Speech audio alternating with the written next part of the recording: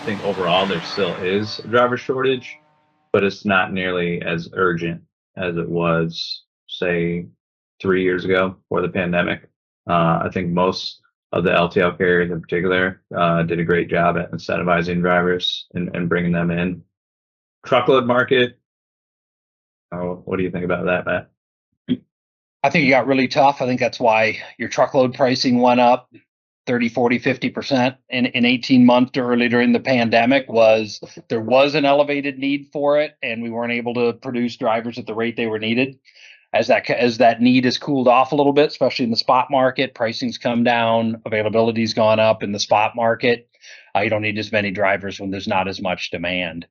But one of the reasons, Matt, back to your point on LTL rates. So LTL is furloughing people, but yet raising rates. And the reason rates are up and the reason that there's less of a driver shortage because a truck driver makes 50% more than they made 3 years ago. That wage inflation's been crazy. It's pretty easy if you want to work and you want to drive a truck to make $100,000 a year. And that was not the case 3 years ago. So that'll help a driver shortage as well. That like staying or good? Yeah, there's according to the ATA, there's like 78,000 driver shortage gap, down from last year, which was somewhere around 81,000. So it's the first time in a really long time that there's been a reduction in that number as the gap has closed a little bit, just 4%. The problem is in the next 10 years, they project it to be closer to 160,000.